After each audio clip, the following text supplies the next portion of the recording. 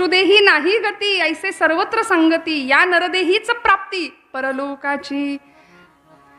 आयुष्याच्या साधने सच्चिदानंद पदवी घेणे. नरदेह दिला कशाला हो?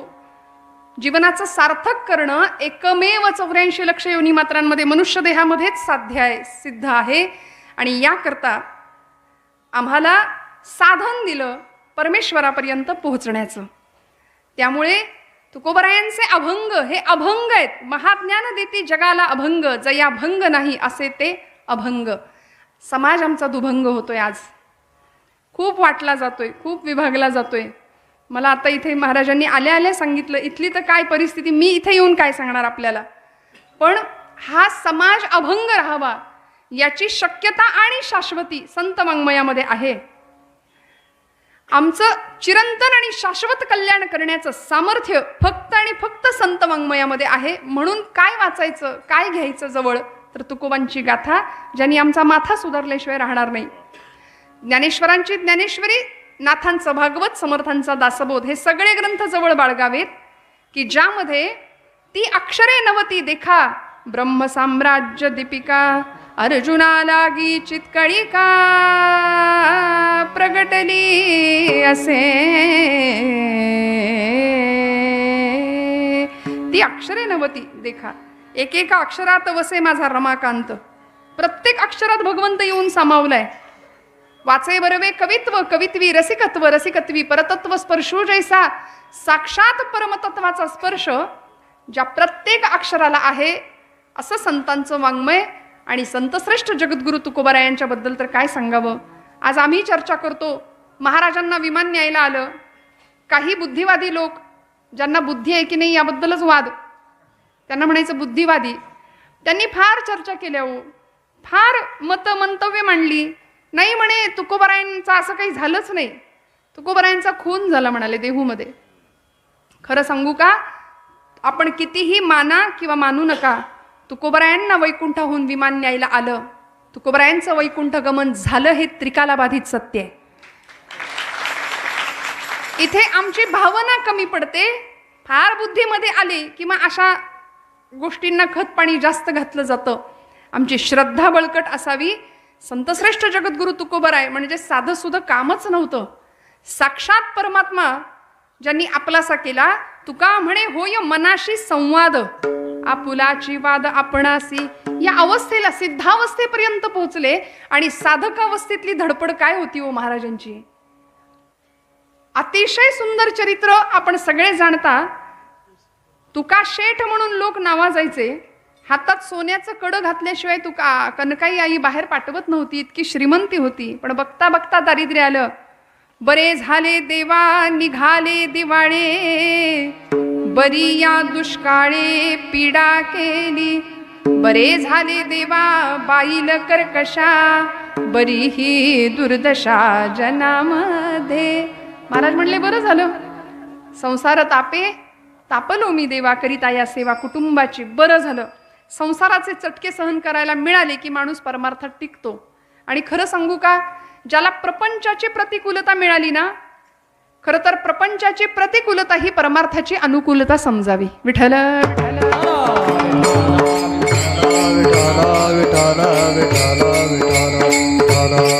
सगळं छान असल्यानंतर आपण इकडे काय येऊ.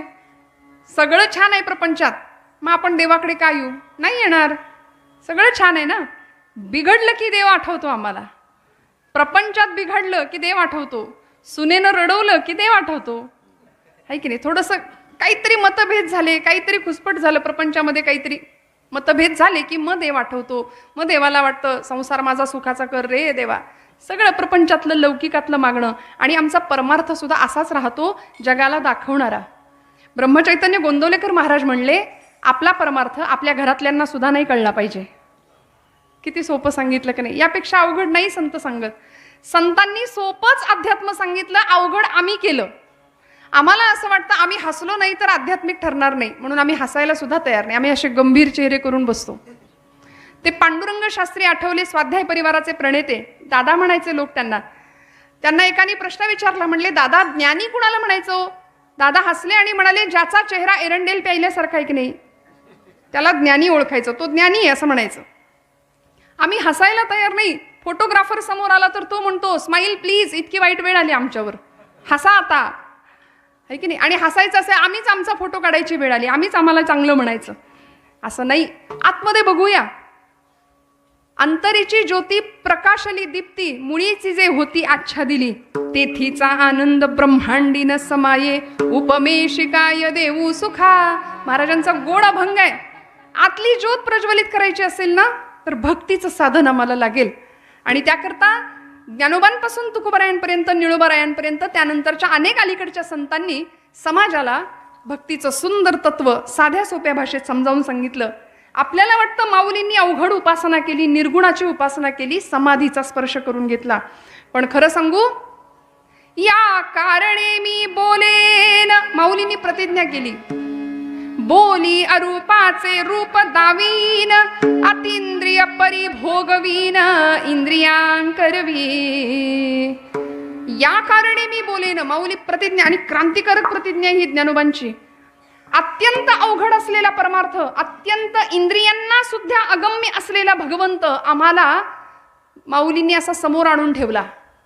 अतींद्रिय परिभोगवीन, इंद्रियांकरवी म्हणाले. या इंद्रियांना त्या अतींद्रियाचा भोग घडवून आणीन.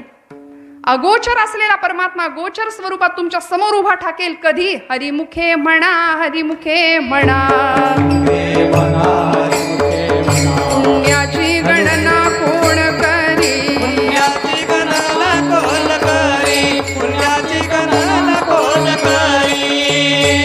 किती सोपं आहे. हरिमुखे म्हणा. हरी एवढं क्वालिफिकेशन बस आहे म्हणले भगवंताच्या जवळ जायला. काही अवघड नाही. न लगती सायास जावे वनांतरा, सुखे येतो घरा. अवघड आम्ही करून ठेवलं, संतांनी आम्हाला सोपंच दिलंय. कारण आईचं हृदय आहे. आई लेकराला सोपंच शिकवते. आईची भाषा लेकराला कळत नाही असं कधीच होत नाही. आमची अडचण अशी आहे की आम्ही लेकरू व्हायला तयार नाही. विठ्ठल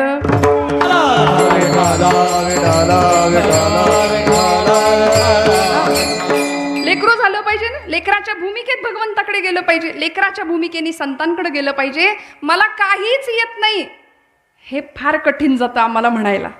हे सगळ्यात अवघड आहे. मला काहीच येत नाही, मला खूप येतं, हे एकदम सोपं आहे. पण माऊली म्हणते थोरपणा परा सांडीजे, व्युत्पत्ती अवघी विसरीजे, जे जगा धाकुटे होईजे तै जवळीक माझी. धाकटं पण घेतलं ना की ते भगवंताला जास्त आवडतं. माऊलींच्या मुखातून साक्षात महाविष्णू बोलतात, जे जगा धाकुटे होईजे तै जवळीक माझी. म्हणून आम्ही मोठेपणाच्या नादामध्ये, ते मोठेपण प्राप्त करण्याच्या नादात, मी करता ऐसे म्हणसी, दासबोधातली ओवी आहे समर्थ रामदास स्वामींची. मी करता ऐसे म्हणसी तरी तू दुःखी होशी, श्रीराम करता म्हणता पावसी यश कीर्ती प्रताप. सगळं करते पण भगवंताला आम्ही देत नाही, आपल्याकडे घेतो करते पण. आणि मग वाट्याला येतं ते दुःख आणि आम्ही अभागी म्हणून स्वतःवरती ताशेरे ओरतून आपल्या नशिबाला दोष देतो आपण की आमचं भाग्य आम्हाला साथ देत नाही. प्रपंच प्रतिकूल असला की आम्ही परमार्थाकडे जातो, आम्ही भक्ती करायला जातो. माझे गुरुजी म्हणायचे, भक्ती दुर्दैव जावं याकरता नाही करायची, दुर्दैवाचे घाले सहन करण्याची शक्ती मिळावी याकरता भक्ती आहे. विठ्ठल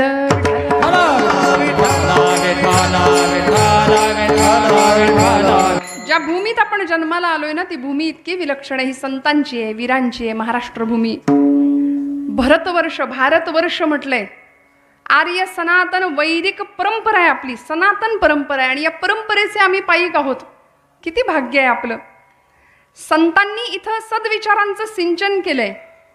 इथल्या इंद्रायणीला आपण गेलो तर फार सुंदर कवी म्हणतात, इंद्रायणीचे पाणी नाही केव्हाच आटले, आणि ज्ञानोबाच्या आळंदीत पाय भिंतीला फुटले, पाय भिंतीला फुटले. आपण सावतोबांच्या समोर बसलोय ना. सावत्याचा शेतमळा भोळ्या भक्तीने फुलला, सावत्याचा शेतमळा भोळ्या भक्तीने फुलला. जनाबाईच्या जात्याला हो, जनाबाईच्या जात्याला हात विठ्ठलाने दिला, हात विठ्ठलाने दिला.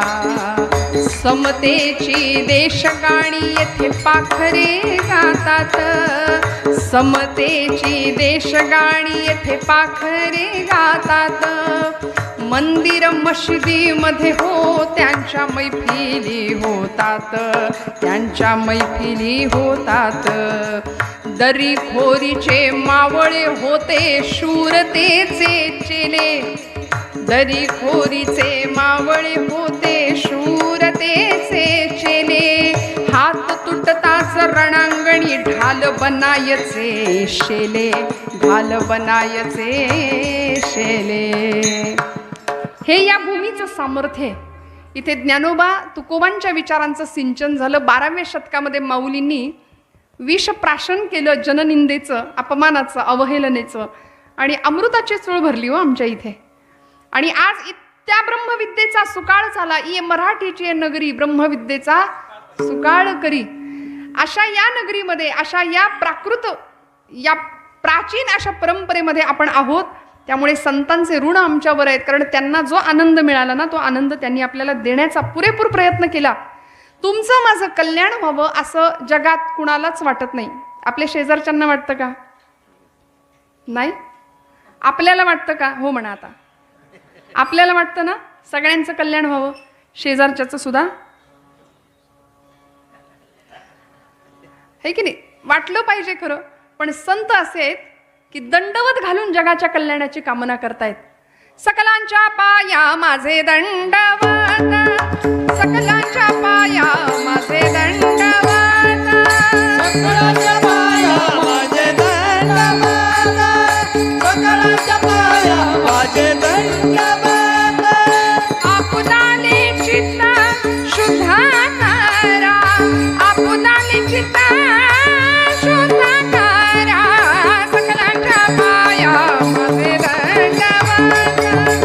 सकलांच्या पाया माझे दंडवत, सकलांच्या पाया माझे दंडवत. आपुलाले चित्त शुद्ध करा, आपुलाले चित्त शुद्ध करा. सकलांच्या पाया माझे दंडवत, सकलांच्या पाया माझे दंडवत.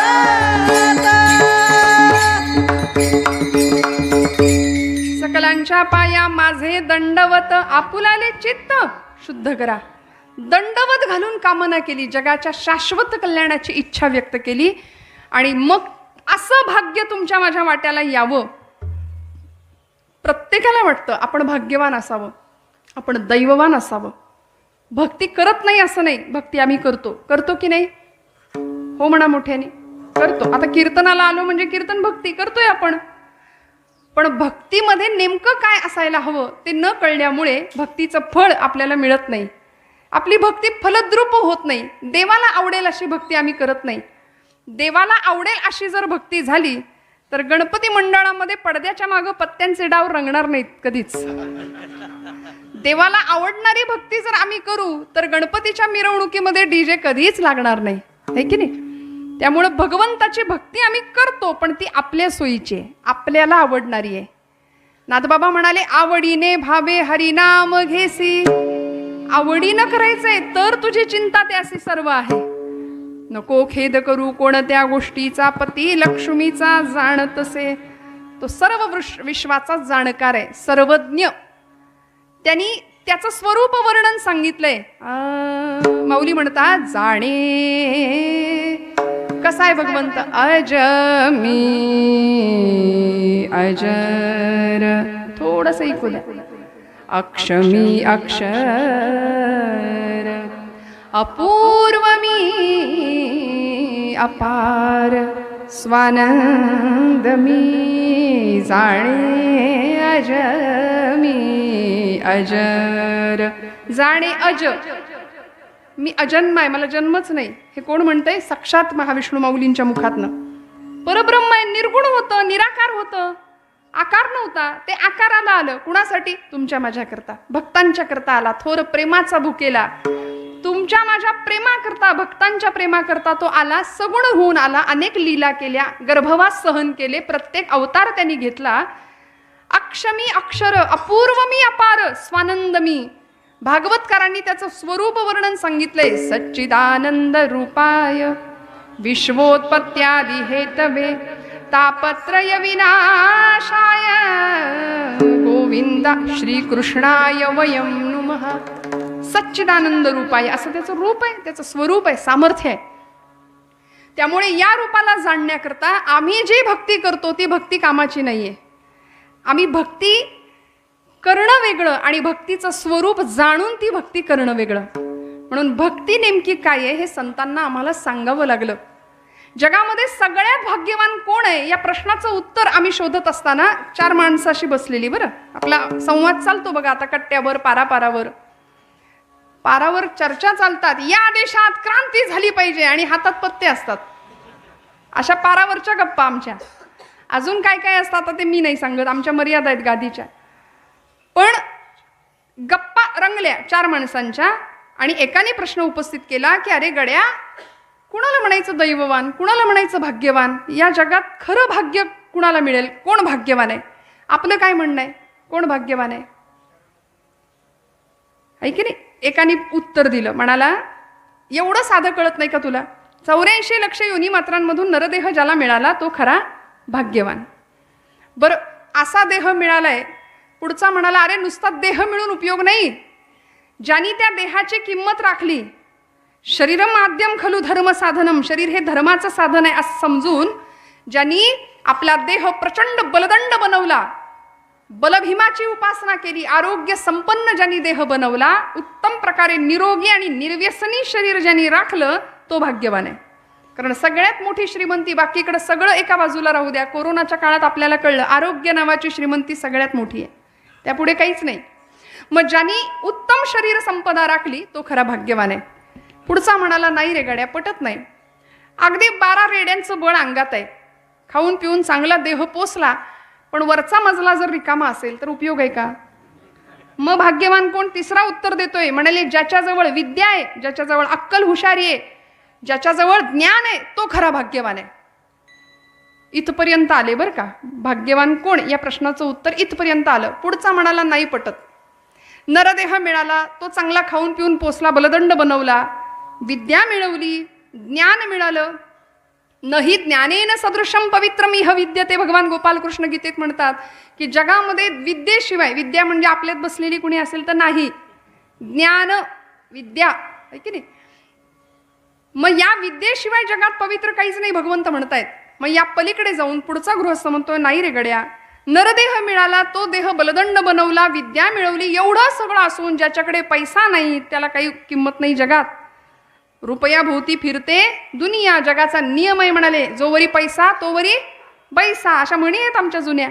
मग ज्याच्याकडे पैसा आहे तो खरा भाग्यवान आहे. हे मी नाही म्हणत, चर्चा चालली आहे बरं का. आणि गृहस्थ एक आपलं म्हणणं मांडतोय. नीतिशतक नावाचा एक ग्रंथ लिहिला भर्तृहरींनी, फार सुंदर वर्णन केलं. ते म्हणाले यस्यास्ति वित्तं स नरः कुलीन सश्रुतवान सगुणज्ञा स पंडिताः स एव वक्ता स च दर्शनीयः सर्वे गुणः काञ्चनम् आश्रयन्ते. विठ्ठल विठ्ठल विठ्ठल विठ्ठल विठ्ठल विठ्ठल. यस्यास्ति वित्तं स नरः कुलीन. वित्त म्हणजे काय? पैसा. ज्याच्याकडे पैसा आहे ना तो गृहस्थ आपलं म्हणणं सांगतोय. भर्तृहरींचा श्लोक मी आधाराला घेतलाय. ते म्हणले ज्याच्याकडे पैसा आहे तो खरा भाग्यवान. तो काय काय ठरतो? यस्यास्ति वित्तं स नरः कुलीन, तो कुलवान ठरतो, शीलवान ठरतो. सश्रुतवान, सगुणज्ञ, सपंडितः, सभेत बसला काही येत नाही तरी चालेल पण पैसे असतील तर तो पंडित ठरतो. सचदर्शनीय सर्वे गुण कांचनम आश्रयन्ते. सगळे गुण त्याच्या आश्रयाला येतात म्हणाले. समजा एखाद्या संस्थेचा उद्घाटन प्रसंग आहे, भाषण चालू आहे, सगळे मान्यवर मंडळी जमलेत, वक्त्यांनी 2 तास असं भाषण सुंदर केलं आणि आता ज्यांना बोलावलं होतं, धनाढ्य व्यक्ती होती परिसरातली, त्यांना बोलावलं, अध्यक्षीय भाषण करायला उभे राहिले. फार काही वक्तृत्व कला अवगत नव्हती पण म्हणाले आत्ताच अमुक अमुक अमुक यांनी सगळं सांगितलंय, त्यामुळे अजून काही सांगावं असं उरलेलं नाही. म्हणले जाता जाता मी असं घोषित करतो, या संस्थेला माझ्यातर्फे 10 लाख रुपयांची देणगी जाहीर. संपलं ना सगळा बोळा फिरला आधीच्या भाषणावर. एवढं एक वाक्य उच्चारलं, टाळ्यांचा कडकडाट. दुसऱ्या दिवशी पेपरला पहिल्या पानावर यांचाच फोटो. मला सांगा, तो फोटो त्या माणसाचा होता की त्या 10 लाख रुपयांचा होता? मग तो गृहस्थ आपलं म्हणणं सांगतो, अरे बाबा पैसा पाहिजे, ज्याच्याकडे पैसा आहे तो खरा भाग्यवान. धनवंताला सर्व मान्यता आहे जगी, सर्व मान्यता आहे जगी, सर्व मान्यता आहे जगी. धनवंताला सर्व मान्यता आहे जगी, सर्व मान्यता आहे जगी, सर्व मान्यता आहे जगी. हे प्रमाण जरी आपल्याला मिळालं तरी इथपर्यंत येऊन आपलं उत्तर थांबत नाही. जागे आहेत ना सगळे? नक्की? तिथपर्यंत आलं की ज्याच्याकडे पैसा आहे तो खरा भाग्यवान. पुढचा माणूस म्हणाला, नाही रे गड्या, पटत नाही. नरदेह मिळाला, उत्तम बलदंड बनवला, विद्या मिळवली, पैसा मिळाला, एवढ्याने माणूस भाग्यवान नाही ठरत. कारण एक वाक्य माझ्या वाचनात आलं, ऐकून ठेवा. काही माणसं लाखात एक असतात, काही माणसं लाखात एक असतात, काहींकडे लाखो असतात, पण ती माणसात नसतात. विठ्ठल विठ्ठल विठ्ठल. विठ्ठल विठ्ठल विठ्ठल. काय उपयोग आहे? काय उपयोग आहे? गान सरस्वती, गान तपस्विनी, गान कोकिळ भारताच्या लता दिदी शेवटच्या क्षणाला सांगतात, माझ्याकडे सगळं आहे, प्रचंड मोठी सुविधांमध्ये मी आत्ता आहे, शेवटच्या घटका मोजतीये, पण माझी माणसं जितकी मोलाची आहे तितका हा पैसा मोलाचा नाहीये. जितकं प्रेम मला भारतवासियांनी दिलं, माझ्या माणसांनी दिलं, तितका पैसा महत्त्वाचा नाही. त्यामुळे पैशाला कोणी विचारत नाही, माणसं महत्त्वाची आहेत. हो, पुढचा गृहस्थ म्हणतोय, नाही रे गड्या, पटत नाही, पैसा असल्यावरच भाग्यवान ठरतो असं काही नाही. मग आता पुढचा गृहस्थ म्हणतोय, मग भाग्य कशाला म्हणायचं, नेमकं भाग्यवान कोण? मग या सगळ्या प्रश्नांची उत्तर आम्हाला सापडे ना, तेव्हा संत आम्हाला उत्तर देतात अभंगाच्या प्रथम. जाने भक्तीचा जिव्हाळा, जाने भक्तीचा जिव्हाळा, जाने भक्तीचा जिव्हाळा, जाने भक्तीचा जिव्हाळा, जाने भक्तीचा जिव्हाळा, जाने भक्तीचा जिव्हाळा. जाने भक्तीचा जिव्हाळा, जाने भक्तीचा जिव्हाळा. तोच दैवाचा पुतळा, तोच दैवाचा पुतळा, अनेक नये माझे मना, अनेक नये माझे मना. तोच दैवाचा पुतळा, तोच दैवाचा पुतळा, अनिक नोहे माझे मना, अनिक नोहे माझे मला.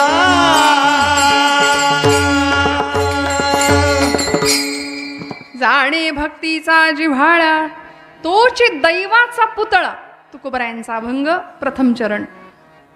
जे महाराज आपल्याला भक्तीची जिव्हाळ्याची भूमिका सांगतात, भक्तीचं स्वरूप सांगतात. भक्ती आम्ही करतो, आम्ही तीर्थयात्रा करतो, जपजाप्य करतो, दान धर्म करतो, उपास तापास करतो, व्रतवैकल्य करतो, सगळं करतो, पण भक्तीचं फळ आम्हाला मिळत नाही. तरी आम्ही दुःखी, तरी आम्ही असमाधानी.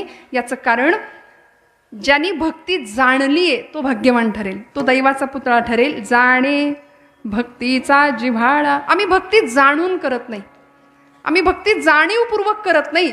भगवंताला काय आवडेल हे त्यामध्ये नसतं.